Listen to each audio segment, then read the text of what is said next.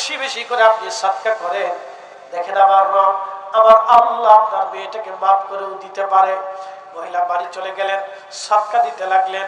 কিন্তু পরের দিন রাত্রিবেলা হাসান বসরি রাহমাতুল্লাহ আলাইহি ঘুমিয়ে আছেন, স্বপ্নের ঘরে দেখতেছে আল্লাহর বেহেশতের ভিতরে একটা মেয়ে সুন্দর পোশাক পরে, সুন্দর বসন পরে, সুন্দর সামনের মুকুট পরে, ওই মেয়েটা বেহেশতের পল্লবে পল্লবে, বেহেশতের গলিতে গলিতে, বেহেশতের ঝর্ণায় ঝর্ণায়, নদীতে নদীতে মেয়েটা ঘুরে ঘুরে বেড়াচ্ছে। হাসান বসরি সালাম দিলেন, এ যুবতী, তুমি বেহেশতের ভিতরে কি করো গো মা? মেয়েটা ডাক দিয়ে বলতেছে, হুজুর আপনি কি আমারে চিনেন নাই? বলে, না মা, আমি তোমারে চিনি নাই। বলতেছে, হুজুর আমার মা আপনার কাছে আমার খবর নেওয়ার জন্য গিয়েছিল, আপনি আমার মাকে ওজিফা দিয়েছিলেন, আমার মা আমারে জাহান্নামের ভিতরে দেখেছিল, কিন্তু আমার রব আমার আল্লাহ আমার মাফ করে দিয়ে আজকে বেহেশতি বানায় দিয়েছে। একসাথে জোরে বলেন আল্লাহু আকবার। বিশ্ববিখ্যাত ইমাম সাখাবী রাহমাতুল্লাহ আলাইহি লিখতেছে, তখন হাসান বসরি বললেন, মা রে, তোমার যে আল্লাহ মাফ করছে, তো কোন আমলের কারণে মাফ করছে, কিসের জন্য তুমি কি বলবা? তখন এই মেয়েটা ডাক দিয়ে বলতেছে, হুজুর আমার রব আমাকে মাফ করে দিয়েছে, শুধু আমারে না, আমারে যে মা যে গোরস্থানে দাফন করেছিল, এই গোরস্থানের ভিতরে একজন না, দুইজন না, 70,000 কবরবাসী ছিল। 70,000 কবর ছিল হুজুর।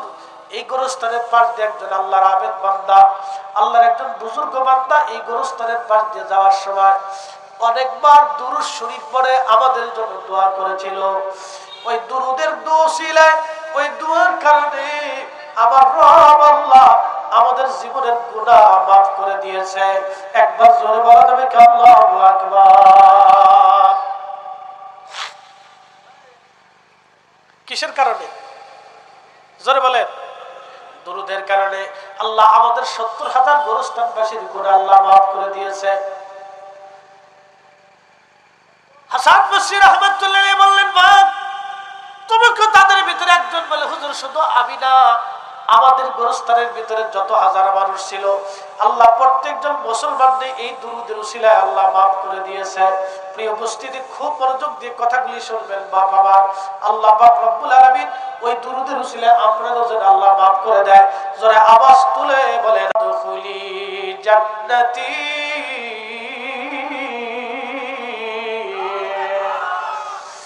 আমার ইবাদত গুজারি বান্দারা যে বেহেশতের ভিতরে আছে, তুমি সেই বেহেশতের ভিতরে আসো বান্দা, তুমি সেই জান্নাতের ভিতরে চলে আসো বান্দা, তুমি সেই বেহেশতের ভিতরে চলে আসো। ভাই আমার, খুব মনোযোগ দিয়ে কথাগুলি শুনবেন। হযরত হাসান বসরি রাহমাতুল্লাহ আলাইহির জীবনের ঘটনাটা শোনাইলাম। বলে, ওই কবরে আমরা একদিন চলে যাব। ও বন্ধু, মার কবরে যদি পারেন সপ্তাহে একদিন জুমার পরে কবরের পাশে দাঁড়াবেন, যদি তা না পারেন মাসে হলো একদিন বাবা মার কবরের পাশে দাঁড়াবেন, যদি তাও না পারেন মসজিদের ভিতরে বসে রব্বিরহামহুমা কামা রাব্বায়ানি সগীরা, রব্বিরহামহুমা কামা রাব্বায়ানি সগীরা। এই দোয়া পরে পরে বাবা মার জন্য দোয়া করবেন। ভাইরা, যদি সম্ভব হয় কিছু কোরআন শরীফ আপনারা তেলাওয়াত করবেন। ওই কোরআনগুলি তেলাওয়াত করে বাবা মার জন্য বেশি বেশি করে দোয়া করবেন। নবীর একজন খাদেম ছিল, খাদেমের নাম খাদেম রাসূল হযরত আনাস ইবনে মালিক রাদিয়াল্লাহু আনহু। 10 বছর আমার নবীর কদমের খেদমত করেছিলেন হযরত আনাস। 10 বছর খেদমত করার পরে হযরত আনাস রাদিয়াল্লাহু তাআলা আনহু, আল্লাহু আকবার, ভালো করে শুনে যান, হযরত আনাস রাদিয়াল্লাহু তাআলা আনহু নবীজির কাছে এসে বলেন, ইয়া রাসূলুল্লাহ, আপনি আমার জন্য একটু দোয়া করে দেন। বলে, আনাস কি দোয়া চাও? বলে, হুজুর আপনি দোয়া করেন আমার সন্তানে এবং সম্পদে যেন আল্লাহ বরকত দিয়ে দেয়। আল্লাহু আকবার। নবীদের দোয়া তো মুস্তাজাবাতুদ দাওয়া, বলতে দেরি হয়, আল্লাহর আকাশে কবুল হতে দেরি হয় না। আল্লাহ নবী হাত বাড়ায় দিলেন, ডাক ডাক, রাব্বি, আমার খাদেম আনাস আমার কাছে দোয়া চায়, আল্লাহ আমার খাদেমের সন্তানে এবং সম্পদে আল্লাহ বরকত দিয়ে দাও।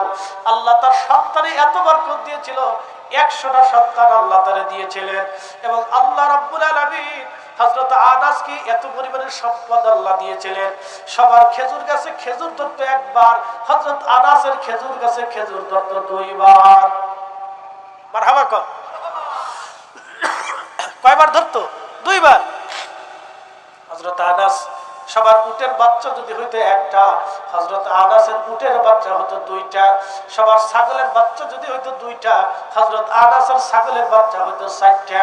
সবার উটের দুধ যদি হইতো 10 কেজি, হযরত আনাসের উটের দুধ হতো 20 কেজি। এইভাবে আল্লাহ বরকত দিয়ে দিলেন। ওনার বয়স বেড়ে গেল, উনি সারা রাত মসজিদের মধ্যে বসে বসে কোরআন তেলাওয়াত করতেন। ওনার আদত অভ্যাস ছিল সারা রাত বসে বসে কোরআন শরীফ পড়তেন হযরত আনাস। কোরআন শরীফের খাদেমরা ভালো করে শুনে যান, যারা এই মাদ্রাসা প্রতিষ্ঠিত করেছেন, এই মাদ্রাসায় অর্থ দিচ্ছেন, এই মাদ্রাসায় যারা অর্থবিত্ত দেন, সুযোগ সুবিধা দেন, এবং এই মাদ্রাসার জন্য যারা জমি দিয়েছেন, এই মাদ্রাসার জন্য যারা টাকা দিয়েছেন, এই মাদ্রাসায় যারা সেবা দেন, এই মাদ্রাসা আপনাদের খেদমতের কারণে যে 7টা কোরআনের হাফেজ তৈরি হইল। আজকে আপনারা শুনে যান এই কোরআনের মর্যাদা কত।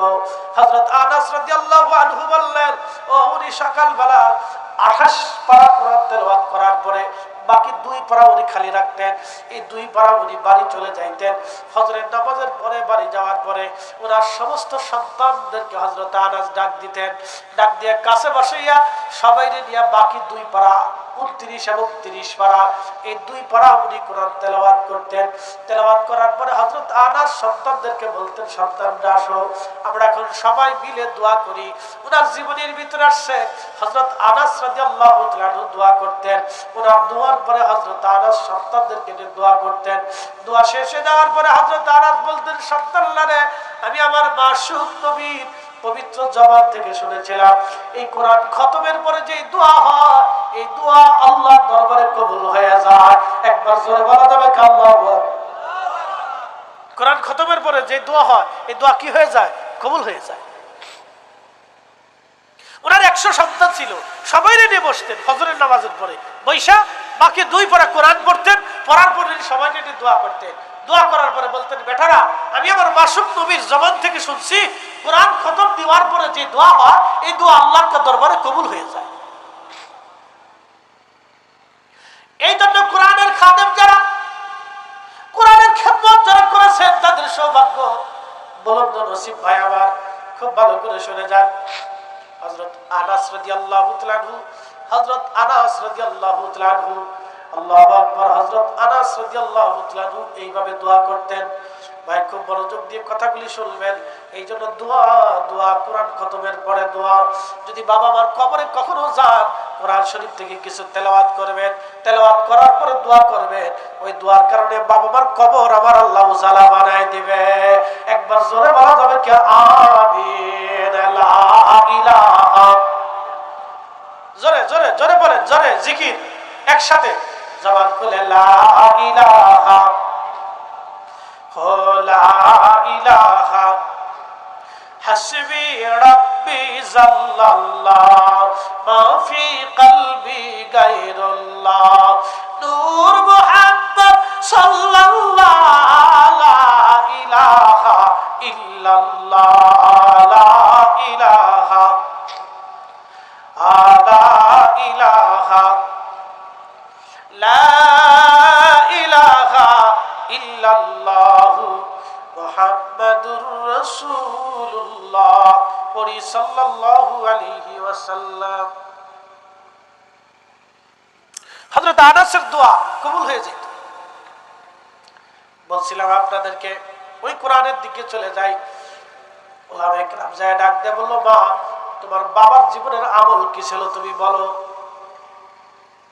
মেয়েটা ডাক দিয়ে বলতেছে, হুজুর, আমার আব্বা 5 ওয়াক্ত নামাজ পড়তো, কিন্তু নামাজ পড়লে কি হবে, আমার আব্বা প্রত্যেকদিন রাত্রিবেলা এশার নামাজ পড়ে ঘুমোতে যাওয়ার আগে এবং ফজরের নামাজ পড়ে বাড়িতে এসে আমার মা, আমার আব্বাজান প্রত্যেকদিন একটা বই পড়তো। আব্বাজান বইটা পড়তে পারতো না, শুধু বইয়ের লাইনে লাইনে তার আঙ্গুল ঘুরাইতো আর বলতো, আল্লাহ, এটা তোমার কিতাব, আমি পড়তে জানি না। আল্লাহ, এটা তোমার কিতাব, আমি পড়তে জানি না। আল্লাহ এটা তোমার কিতাব আমি পড়তে পারি না, আল্লাহ এটা তোমার কিতাব আমি পড়তে পারি না। খুব ভালো করে শুনবেন, খুব মনোযোগ দিবেন। ওলামায়ে কেরাম ডাক দেখে মারে, তাহলে দেখাও তো সেই বইটা কোন বই। মেয়েটা ঘরের ভিতর থেকে একটা বই নিয়ে আসলো, একটা কিতাব নিয়ে আসলো। বাল হুয়া কুরআনুম মাজিদুন ফি লাওহিম মাহফুজ।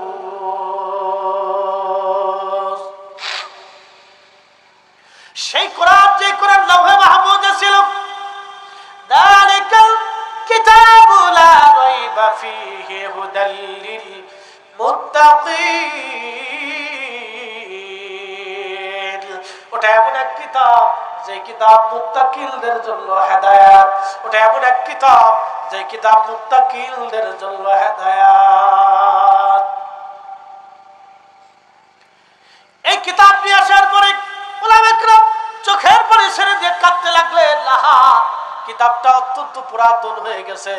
বুঝেন তো, ব্রিটিশ আমলের সেই পৃষ্ঠাগুলি কাগজ, অত্যন্ত দুর্বল কাগজ। কোরআন শরীফ একেবারে পুরাতন হয়ে গেছে।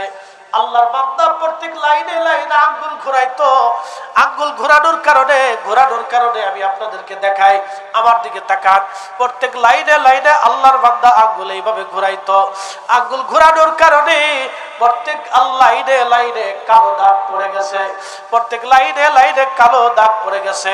এইভাবে আঙ্গুল ঘুরে বলতো, আল্লাহ এটা তোমার কিতাব, আমি পড়তে পারি না। আল্লাহ, আল্লাহ এটা তোমার কিতাব, আমি পড়তে পারি না। আল্লাহ, আল্লাহ এটা তোমার কালাম, আমি পড়তে পারি না। আল্লাহ এটা তোমার কোরআন, আল্লাহ এটা তোমার কোরআন, আমি পড়তে পারি না। আল্লাহর বান্দা পড়তে পারে নাই, কিন্তু হৃদয়ের তাকওয়ার কারণে, ভালোবাসার কারণে আবার আল্লাহ বান্দার জীবনের গুনাহ মাফ করাইয়া আল্লাহ বান্দার কবরটা বেহেশতের বাগান বানাই দিয়েছে। একবার জোরে বলা যাবে আল্লাহু আকবার।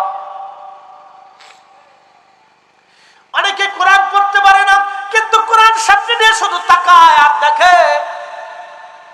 যদি আপনি হৃদয় থেকে দেখতে পারেন, যদি হৃদয় থেকে মহব্বত করতে পারেন, এই শুনে যান, আপনার এখানে যারা বসে আছেন, কিয়ামতের ময়দানে কোটি কোটি মানুষ আল্লাহর সামনে দাঁড়ায় যাবে।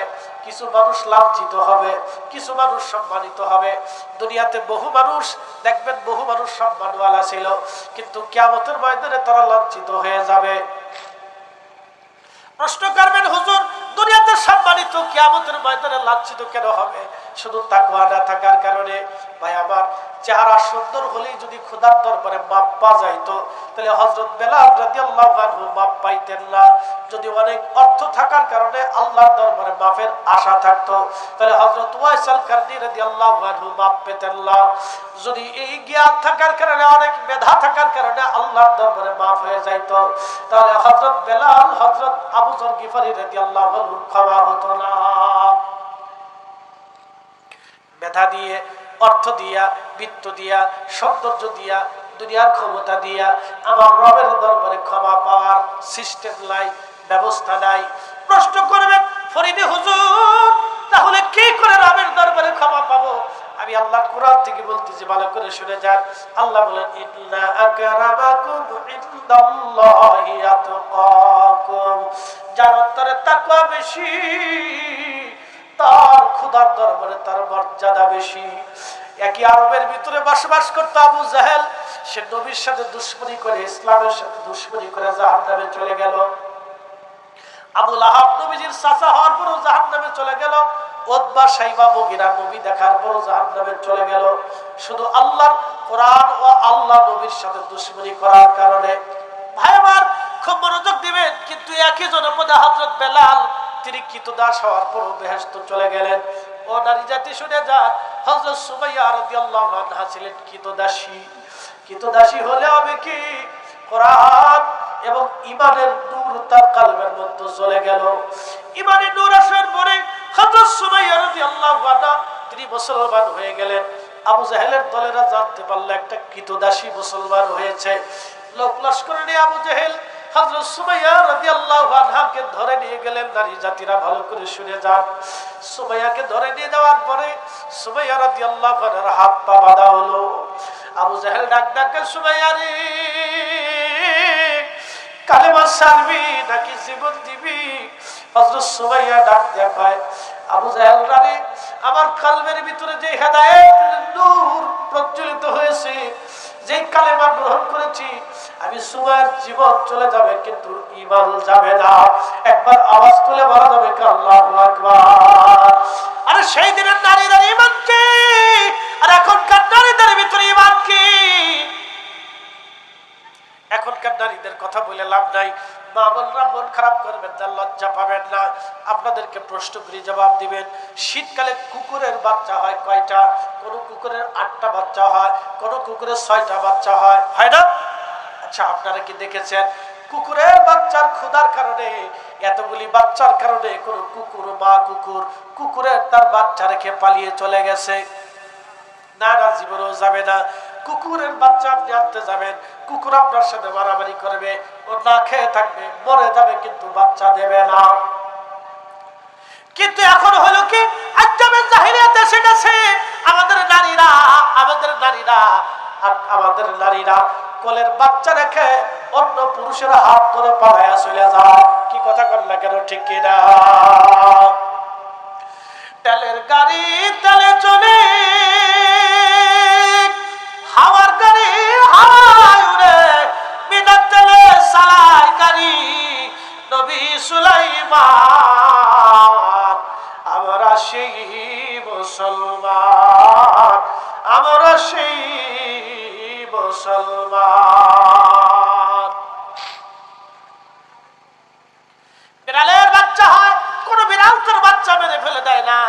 দেখবে লাভ বর্ণে পশু বাঘ, বাঘেরও বাচ্চা হয়, কোন মা বাঘ তার বাচ্চা মেরে ফেলে দেয় না।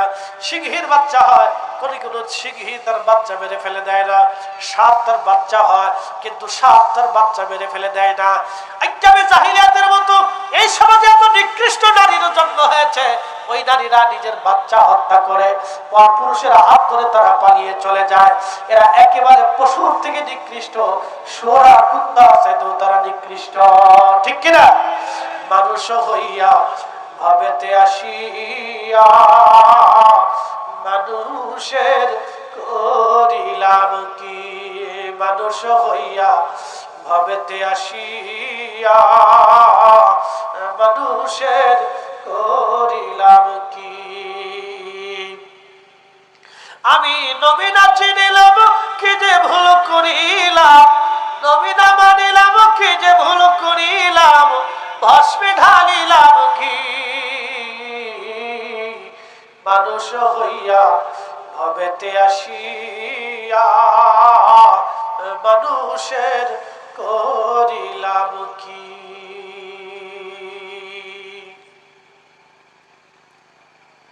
ভাইজান, খুব মনোযোগ দিবেন।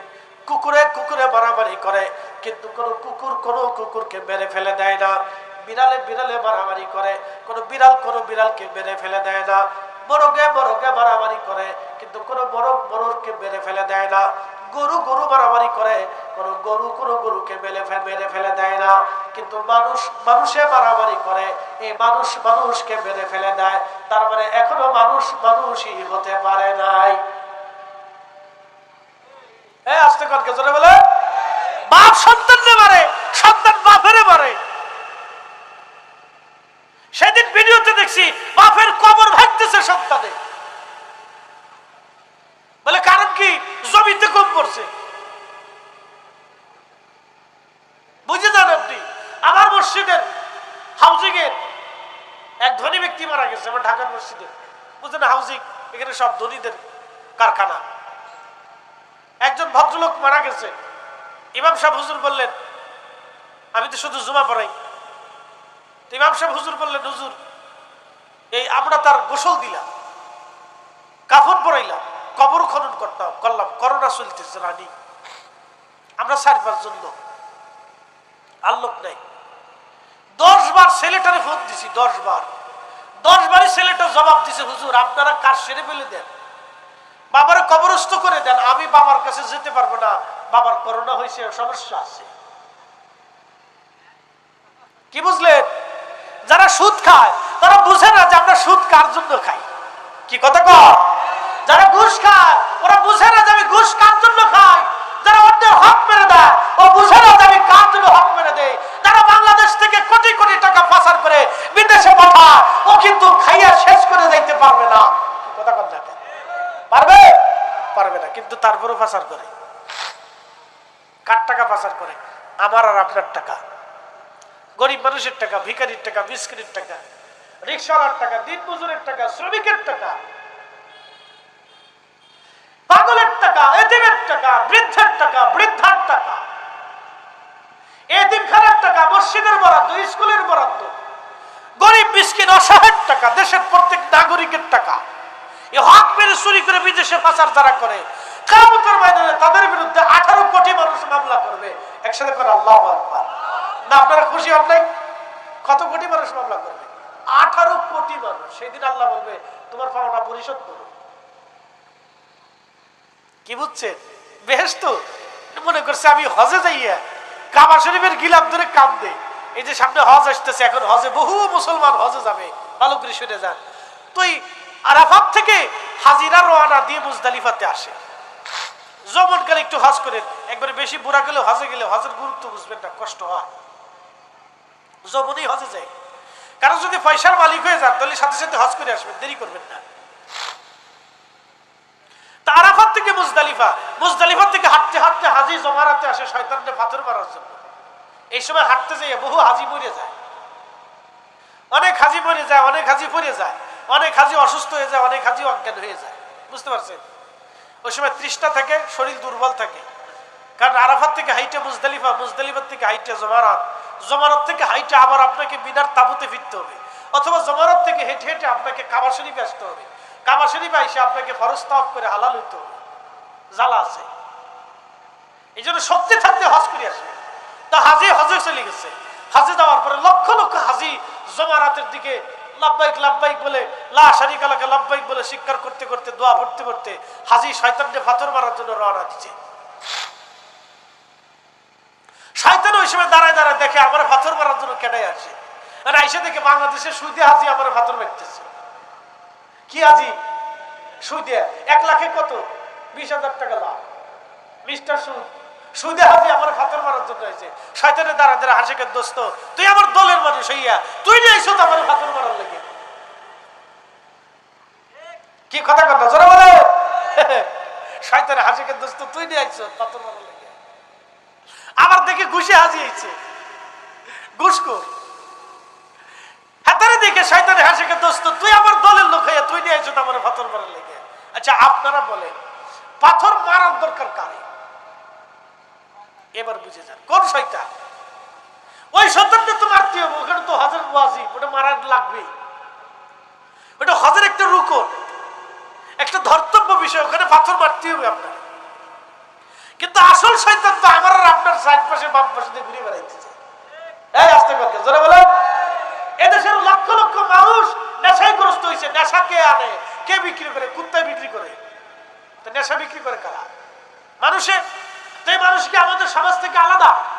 তাহলে আমাদের সমাজের ভিতরে শয়তান আছে। তাহলে পাথর মারার দরকার ওই শয়তানকে, যে শয়তান নেশা বিক্রি করিয়া আমাদের দেশের লক্ষ লক্ষ যুবককে ধ্বংস করে দিতেছে। ওই হচ্ছে আমাদের সমাজের বড় শয়তান। কথা বলে ঠিক না বেঠিক?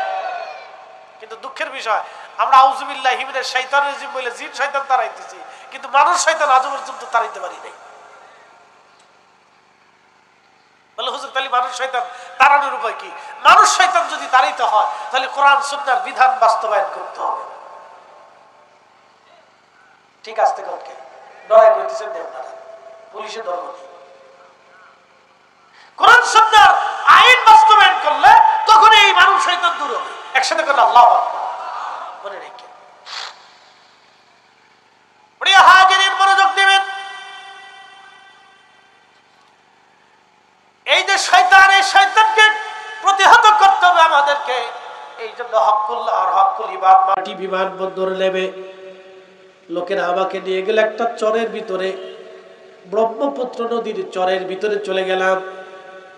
খুব সংকীর্ণ রাস্তা, নদীর কিনারায় নামানোর পরে গাড়ি দেখি চরের ভিতর দিয়ে চলে।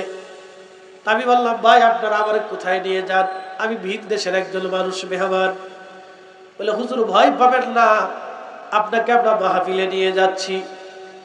আমি বললাম মাহফিলে তো নিবেন, কিন্তু চর সামনে পানি, পানি বেশি নাই, পানি আছে মাত্র হাঁটু পানি।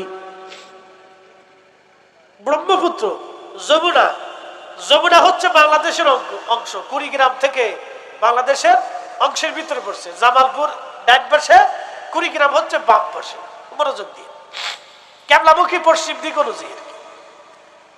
আর অধিক চলে গেছে ইন্ডিয়া, আসামের ভিতর দিয়ে একেবারে মেঘালয় থেকে শুরু করে আরো কোন কোন রাজ্য দিয়ে যেন পাহাড়ি অঞ্চলে চলে গেছে নদীটা, ব্রহ্মপুত্র নদী। তো গুয়াহাটি বিমানবন্দর থেকে নেমে আমি সে শহরের ভিতরে গেছি। গরিব মানুষ, গরিব এলাকা। আপনাদেরকে আজকে বলে দিয়েছে, ভারত সরকারের কাছে অনেক মুসলমানদের স্বীকৃতি নেই, আর ভারতে মুসলমানদেরকে খুব অত্যাচার করা হয়। বর্তমান যে বিজেপি সরকার, এটা মুসলমানদেরকে খুব কষ্ট দেয়, বিভিন্ন সময় মুসলমানদেরকে মারে, হত্যা করে, এবং জয় শ্রীরাম স্লোগান দেওয়ার জন্য মুসলমানদেরকে বাধ্য করে। কি আপনারা দেখেন না? এটা অন্যায়, এটা জুলুম। ওরা জানে না যে উপমহাদেশ মুসলমান 800 বছর শাসন করেছে। ওরা জানে না যে একবার মুসলমান কি জিনিস, ওরা এখনো বুঝতেছে না যে 800 বছর আমরা মুসলমান এই উপমহাদেশ শাসন করেছি, কিন্তু মুসলমান কর্তৃক কোনো বিধর্মী নির্যাতিত হয় নাই। কথা বলেন ঠিক না বেঠিক? কিন্তু আজকে জয় শ্রীরাম বলে স্লোগান দিতে হয়। মুসলমান সাম্প্রদায়িকতা সৃষ্টি করার জন্য তারা বহু পায়তারা করে, বিভিন্ন জায়গায় মসজিদ ভেঙে দিচ্ছে। আসামের বহু অঞ্চলের মুসলমানদেরকে বাংলাদেশি দোহাই দিয়ে তারা আজও পর্যন্ত তাদের জন্য কোনো কার্ড দেয় নাই, জাতীয় কোনো সনদ তাদের নাই, তারা যে নাগরিক আজও পর্যন্ত পায়নি। শুধু মুসলমানদেরকে বলে ওরা বাঙালি। মনোযোগ দেবেন হাজিরিন, শহরের মানুষ অত্যন্ত গরিব। মাহফিলে যাওয়ার পরে ভাইজান আবার তাদের আদর আপ্যায়ন আমার খুব ভালো লাগলো, কিন্তু চরের মানুষ গরিব থাকার কারণে ব্রিটিশ আমলের একটা ঘটনা, চরের মানুষ তখন অত্যন্ত গরিব এবং শিক্ষা দীক্ষা থেকে বঞ্চিত ছিল। ওই চরের একজন মানুষ মারা গেল। মারা যাওয়ার পরে, চরের একজন মানুষ মারা যাওয়ার পরে ভারতের একটা আশ্চর্য ঘটনা আপনাদেরকে শোনাই। চরের একজন মুসলমান মারা যাওয়ার পরে কিছু চর অঞ্চলের মানুষ তাকে নিয়ে আসছে নদীর ডাঙ্গায় এনে, নদীর কিনারাতে অর্থাৎ শহরি এলাকায় নিয়ে আসার পরে তারা লাশ নিয়ে বসে আছে। কিভাবে দাফন কাফন করতে হয়, জানাজা দিতে হয় তারা জানে না, কিন্তু কি করবে, বসে আছে। এমন সময় দেখে এক ভদ্রলোক, মুখে অল্প কিছু দাড়ি দেখা যায়, একটা সাইকেল চালিয়ে যাচ্ছে। ব্রিটিশ আমলে একটা সাইকেল যার ছিল, মানুষ তাকে খুব সম্মান করতো যে তার একটা সাইকেল আছে, ধনী ব্যক্তি। ওই মুসলমানরা ওই ভদ্রলোককে ডাক দিয়ে বলল, আপনি একটু দাঁড়ান, আপনার সাথে আমাদের কিছু কথা আছে। বলে কি কথা? প্রথম নাম্বার, আপনি কি মুসলমান? জবাব দিল, হ্যাঁ আমি মুসলমান। মুসলমান, কিন্তু আমরা মুসলমান, আমাদের এক মুসলমান ভাই মারা গেছে। এই লোকটা মারা গেছে, জানাজা কেমনে দিতে হয়, কাফন কেমনে পড়াইতে হয়, আমি কিছুই জানি না। আমরা মুসলমান শিক্ষা দীক্ষা থেকে বঞ্চিত। আপনি তো শিক্ষিত মানুষ, তার জানাজা করান, একটু কাফন দাফনের ব্যবস্থা করে দেন।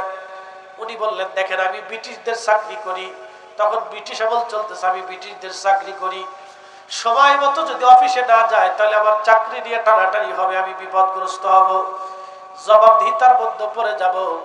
অতএব আপনারা আমাকে ছেড়ে দেন। বলে, না ভাইজান, আমরা সাহায্য করব, আপনি আমাদেরকে একটু দয়া করেন। কিভাবে দাফন কাফন দেয় আমরা কেউ বলতে পারি না। ওই মুসলিম রাজি হয়ে গেলেন, জানাজা কেমনে দিতে হয় উনি দেখাই দিলেন। তোমরা কাফন দাফনের এইভাবে বন্দোবস্ত করো, কবর এইভাবে খনন করো, দেখাই দিলেন। লোকেরা সাহায্য করতে লাগলো। উনি গোসল টোসল করাইলেন, কাফন পরাইয়া জানাজা নামাজ পড়াইলেন। জানাজা পড়াইয়া কবরের ভিতরে নামাই দিয়া উনি কবরের উপরে উঠিয়া বললেন, আপনারা মাটি এইভাবে এইভাবে দিয়ে দেন, আমি চলে গেলাম। উনি ওইভাবে দ্রুত গতিতে সাইকেল চালিয়ে অফিসে চলে গেছে। কিন্তু অফিসে যাওয়ার পরে দেখে ওনার আইডেন্টি কার্ড নাই। চিন্তায় পড়ে গেল, আমার আইডেন্টি কার্ড কেন নাই, কোথায় হারালো? আমি তো বাসার থেকে আইডেন্টি কার্ড নিয়ে রওনা দিলাম, কিন্তু আইডেন্টি কার্ড এখন কোথায় গেল? চিন্তায় পড়ে গেল। আল্লাহর বান্দা শাড়ির মধ্যে পরে আল্লাহর বান্দা আবার রওনা দিয়ে ওই লাশের পাশে, কবরের পাশে এসে দেখে মুসলমানরা সাইকেল চালায় চালায় চালায় চালায় চলে যায়।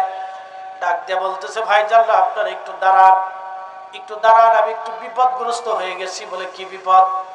বিপদ হলো আপনাদের এই লোকটারে আমি কৌশল টসল করাইলাম, যারা যা পড়াইলাম, কাপড় পরাইলাম, কবরস্থ করলাম, কিন্তু আমার আইডেন্টি কার্ড এই কবরের ভিতরে পড়ে গেছে। আপনারা একটু মাটি খনন করে দেন, মাটি সরায় দেন, আমি কবরের ভিতর থেকে এই আইডেন্টি কার্ড নিয়ে ফিরে চলে যাই। লোকেরা বলল, দেখেন ভাই, মাসলা মাসাইল তো আমাদের কিছু জানা নাই, কারণ আমরা মূর্খ সূর্খ মানুষ, আমাদের লেখাপড়াহীন, আমরা একেবারেই লেখাপড়া থেকে বঞ্চিত, আমরা একবারে চরের মানুষ, আমরা শিক্ষা দীক্ষা থেকে বঞ্চিত। আপনি কিভাবে কবর থেকে মাটি সরাবেন? আপনি সরায় দেন, আপনি ব্যবস্থা করেন। লোকটা পড়ছে মহাবিপদে। উনি মাটি সরাইয়া, মাছ সরাইয়া, মাথার কাছে উনি দাঁড়িয়ে আল্লাহর বান্দাকে কবরে নামাইছিলেন। উনি যখন বাস সরাইলেন, মাটি সরাইলেন, লক্ষ্য করলেন কবরের ভিতর থেকে সুঘ্রাণ আসতেছে। উনি কবরের ভিতরে মাথা দিয়ে তাকিয়ে দেখলেন কবরের ভিতরে আল্লাহর বেহেশতের ফুলের বাগানে পরিণত হয়ে গেছে। না না ভাই, আরো জোরে বলেন আল্লাহু আকবার, আরো জোরে বলেন, কোরআন থেকে বলতেছি, আরো জোরে বলেন আল্লাহু আকবার। কখনো তোমাকে যদি ভুলি,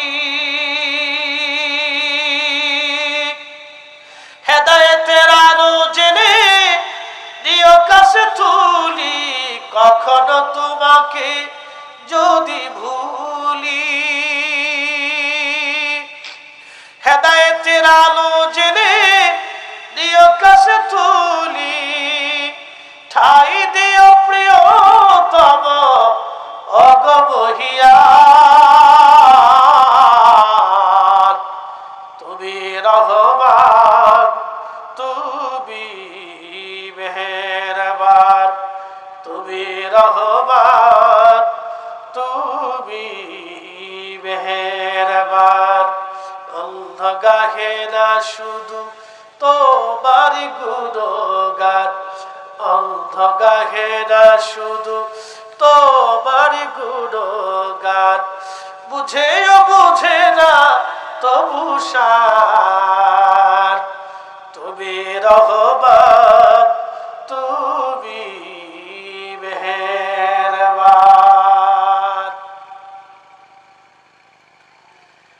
আল্লাহর বান্দার কবর বেহেশতের বাগান হয়ে গেছে। প্রশ্ন রাখবেন, হুজুর কি করে হয়? আল্লাহর কোরআনে আল্লাহ বলতেছেন, ইয়া আইয়াতুহান নাফসুল মুতমাইন্নাতু ইরজিই ইলা রাব্বিকি রাদিয়াতাম মারদিয়া ফাদখুলি ফি ইবাদি ওয়াদখুলি জান্নাতি।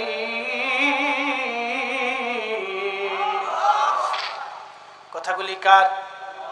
আল্লাহ বলেন, ইয়া আইয়াতুহান নাফসুল মুতমাইন্না, হে নফসে মুতমাইন্না, ইরজিই, তুমি আমার কাছে চলে আসো।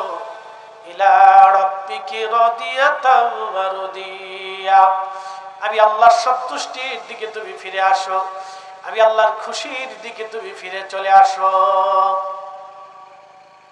ফাদখুলি ফি ইবাদি ওয়াদখুলি জান্নাতি, তুমি এমন একটা জান্নাতের মধ্যে চলে আসো যে জান্নাতে আমার ইবাদত গুজারি বান্দারা যে জান্নাতের ভিতরে থাকে, আমার পেয়ারা বান্দারা যে জান্নাতে আছে, তুমি সেই জান্নাতের মধ্যে চলে আসো। হে আমার বান্দা, সেই জান্নাতের মধ্যে তুমি চলে আসো। আল্লাহ নবী বললেন, আল কবরু রাউযাতুম মিন রিয়াজিল জান্নাহ, আল্লাহ কারো কারো কবর জান্নাতের বাগান আল্লাহ বানায় দেয়। বলে কেন? নফসে মুতমাইন্নার অধিকারী যদি হতে পারেন।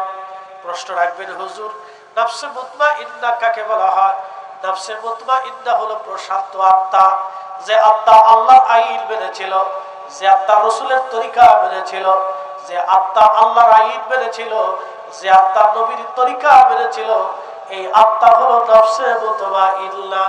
একটু ভালো করে শুনে যান, আপনাদের সামনে ওয়াজ করে কে? আমি। বলেন তো আমার কি বডি ওয়াজ করে না আত্মা ওয়াজ করে? বুঝে যান, ওয়াজ কিন্তু বডি করে না।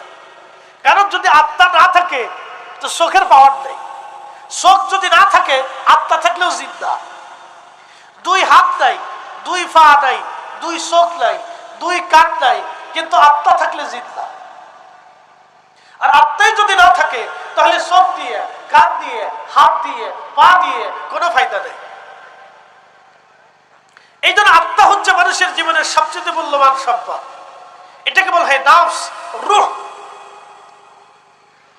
খুব মনোযোগ দিবেন।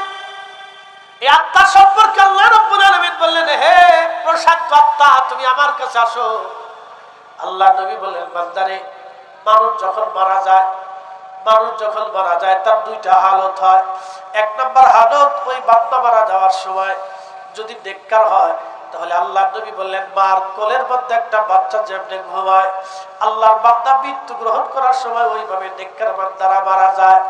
আর যদি আল্লাহর বান্দা বদকার হয়, নবীজি বললেন, তখন একটা উট একবার চামড়া ছিলাইলে, জিন্দা হালতে যদি চামড়া ছিলানো হয়, একবার চামড়া ছিলাইলেন, আবার চামড়া হলো, আবার চামড়া ছিলাইলেন, আবার চামড়া হলো, আবার চামড়া ছিলাইলেন, আবার চামড়া হলো।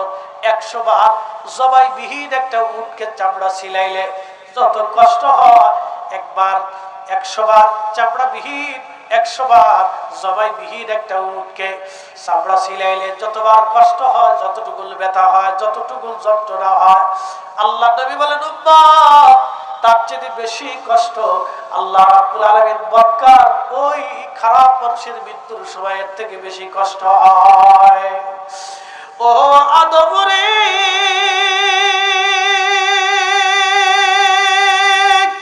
পাকে ধরিয়া গেছে দাড়ি, দন্তবাসে গোটাচারি,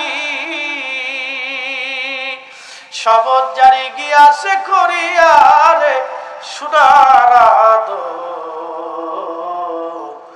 জিন্দেগি তোর যাই ফাঁকি দিয়া, জিন্দেগি তোর যাই রে ফাঁকি দিয়া রে সোনার জিন্দেগি তোর যাই ফাঁকি দিয়া।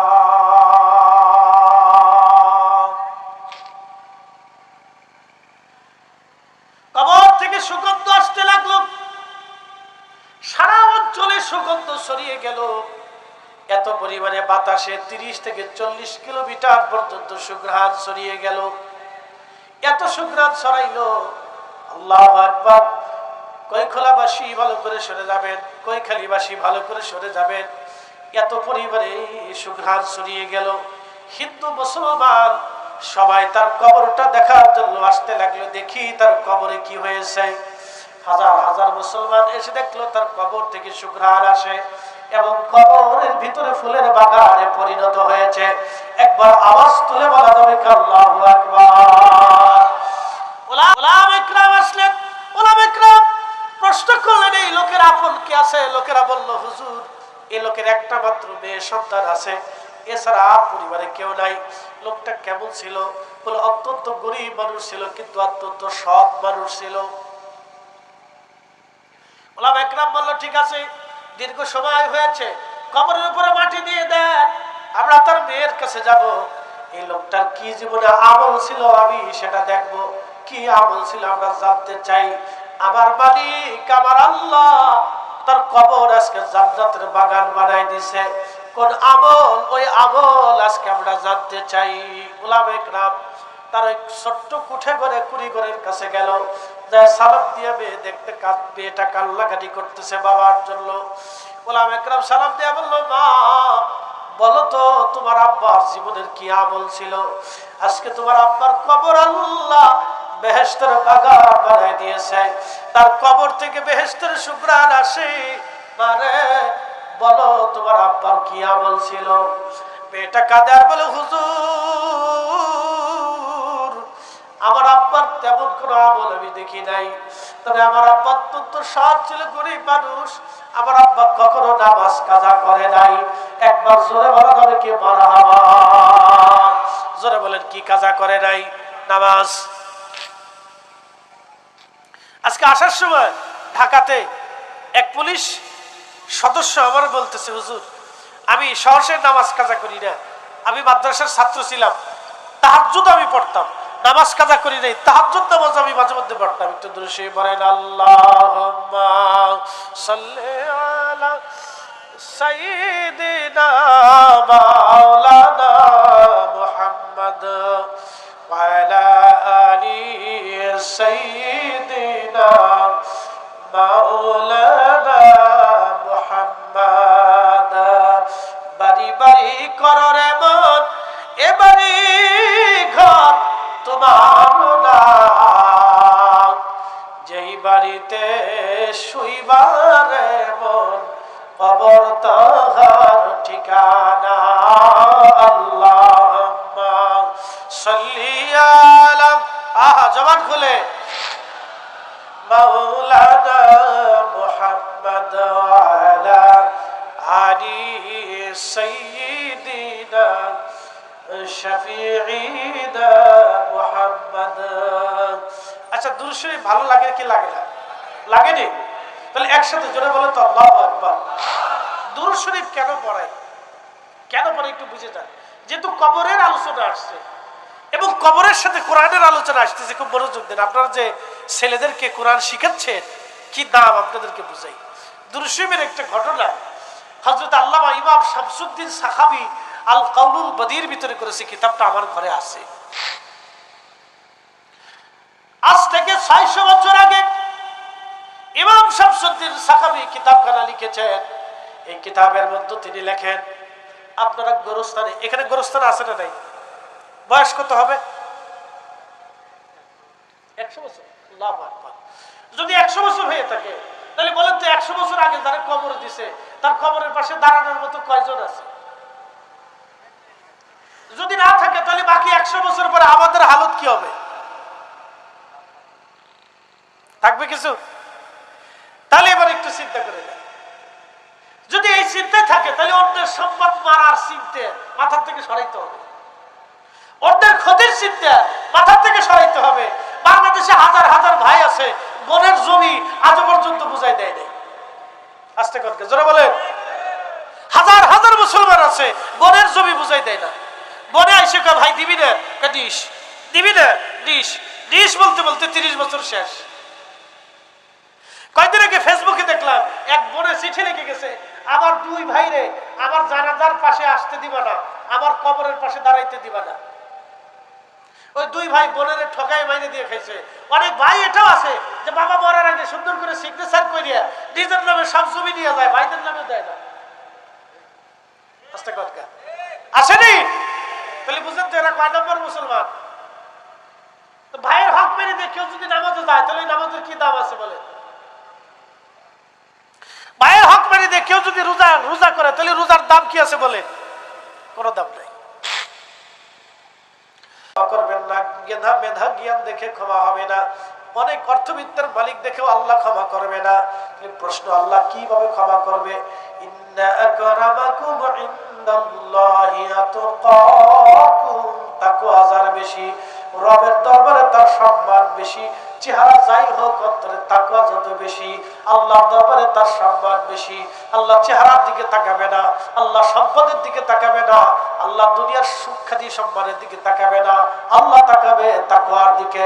আল্লাহ আমাদের তাকওয়াবান হওয়ার তৌফিক নসিব করুন। জোরে বলেন আমিন। এই গরিব মানুষটা কোরআন শরীফ পড়তে পারতো না, কিন্তু শুধু কোরআনকে মহব্বত করার কারণে আল্লাহ তার কবরটা বেহেশতের বাগান বানায় দিয়েছে। শুধু কোরআনকে মহব্বত করার কারণে আল্লাহ তার কবরটা জান্নাতের বাগান বানিয়ে দিয়েছে। শুধু কোরআনকে মহব্বত করার কারণে আমার রব, আমার আল্লাহ তার কবর বেহেশতের বাগান বানিয়ে দিয়েছে। এই জন্য আপনাদের দায়িত্ব হলো এই মাদ্রাসাকে মহব্বত করা। বলছিলাম হযরত সুমাইয়া রাদিয়াল্লাহু আনহার কথা। নারী সমাজ হযরত সুমাইয়ার জীবনী আপনাদেরকে শোনাই দিয়ে যাই। হযরত সুমাইয়া রাদিয়াল্লাহু আনহা তিনি মুসলমান হলেন। কালেমা পড়ার পরে আবু জাহেলের লোকেরা তারে ধরে নিয়ে গেল, তার হাত পা গুলি বেঁধে হযরত সুমাইয়া রাদিয়াল্লাহু আনহাকে বলল, হয় কালেমা ছাড়ো, না হয় তুমি কালেমা ছাড়ো, না হয় তুমি জীবন দিয়ে দাও। হযরত সুমাইয়া বললেন, জীবন দিব কিন্তু কালেমা দেব না, জীবন দিয়ে দিব কিন্তু কালেমা দেব না। আবু জাহেল তার গুপ্তাঙ্গে বর্ষা মেরে মেরে নির্মমভাবে হযরত সুমাইয়াকে শহীদ করে দিল। ভাইরা, হযরত সুমাইয়া শাহাদাতের সময় শুধু বলেছিলেন, হে রব, আপনি আমাকে ধৈর্য ধরার তৌফিক দেন, যে ঈমান আপনি আমারে দিয়েছেন সেই ঈমান যেন আমার ভিতর থেকে চলে না যায়। এ নারী সমাজ, আপনারা ফিলিস্তিনিদের দিকে তাকান, ফিলিস্তিনি নারীদের দিকে আপনি তাকান, ফিলিস্তিনি নারীদের দিকে যদি আপনি তাকান তাহলে আপনি দেখবেন ফিলিস্তিনিদের সন্তান শহীদ হয়ে যায়, স্বামী শহীদ হয়ে যায়, আত্মীয় স্বজন শহীদ হয়ে যায়, কিন্তু তাদের হেজাব, তাদের বোরকা যায় না। একবার জোরে বলা যাবে কি আল্লাহু আকবার? আর আমাদের দেশের নারীরা হেজাব বোরকা চিনে না। আমাদের দেশের নারীরা হেজাব আর বোরকা চিনে না। এই জন্য হেজাব বোরকা চিনতে হবে নারী সমাজ। আপনাদেরকে বলতেছি, মনোযোগের সাথে শুনবেন। আপনারা তো অনেক সময় দেখা যায় যে বোরকা ছাড়াই রাস্তাঘাটে চলাফেরা করেন। বোন আমার, আপনাকে বলতেছি, আপনাকে একদিন কবরে চলে যেতে হবে। সৌন্দর্য দুনিয়ার মানুষের দেখায় লাভ নাই, ওটা দেখায় লাভ নাই।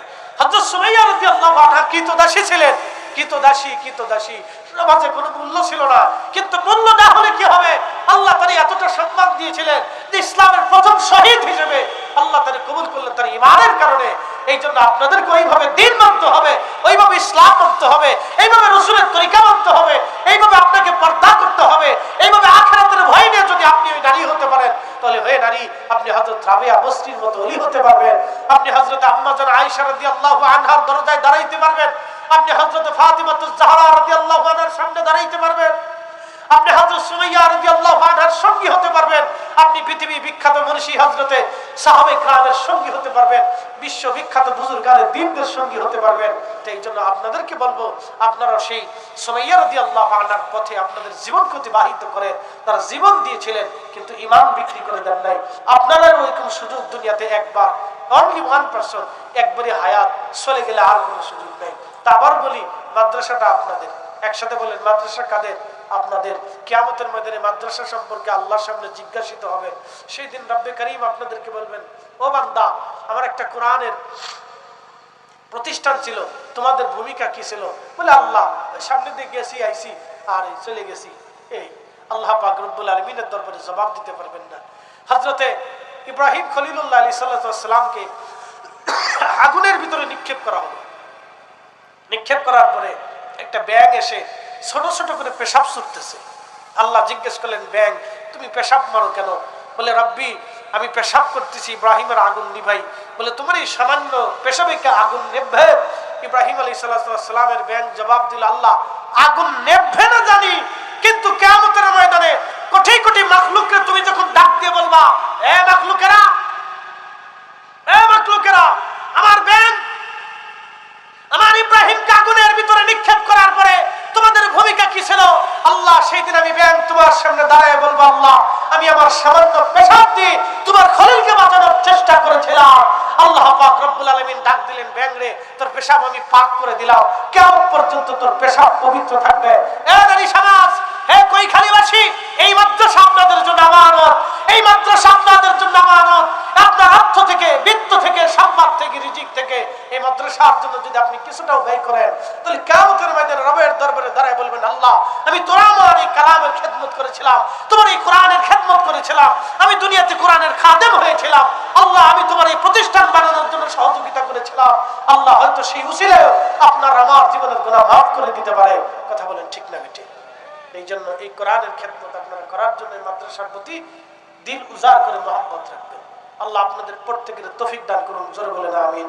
কেউ যদি কিছু দেওয়ার থাকেন যে হুজুর মাদ্রাসার জন্য আমি কিছু শরীক হব, উপস্থিত 5 মিনিটের জন্য, আল্লাহর ঘর দ্বীনি প্রতিষ্ঠানের জন্য আমি আপনাদের কাছে কিছু চাইছি, দুনিয়ার কোনো ব্যক্তির জন্য না, এমন একটা কোরআনের খেদমতগারের জন্য, মাদ্রাসার জন্য চাইছি। যদি কেউ দেওয়ার বাকি থাকেন যে হুজুর আমরা কিছু দেব, অনেকেই আছে যে প্রধান বক্তার কাছে আমরা কিছু শরীক হবো, এরকম কেউ যদি থাকেন তাহলে দিতে পারেন যে হুজুর আমরা কিছু দিব। দোতলার ছাদ বাকি আছে, কাজ বাকি আছে, অনেক আনুষঙ্গিক কাজ বাকি আছে, বলতে পারেন যে হুজুর আমি 1 মণ ধান দিব, 2 মণ ধান দিব, বা 1 বস্তা সিমেন্ট দিব, বা 1,000 টাকা দিব, বা 2,000 টাকা দিব, এরকম বলতে পারেন। মা বোনেরা, আমি সিরাজগঞ্জের মাহফিলে গেছি, বহু সিরাজগঞ্জ, বগুড়া, রাজশাহী, উত্তরবঙ্গের একটা নীতি খুব ভালো দেখছি। মহিলারা নাকের ফুল, কানের দুল, হাতের বালা, গলার মালা এগুলি এনে মাদ্রাসায় জমা করে যায়, মসজিদে দিয়ে যায়, গোরস্থানে দিয়ে যায়। বলে হুজুর কেন দেয়? কার্ডটা দেয়।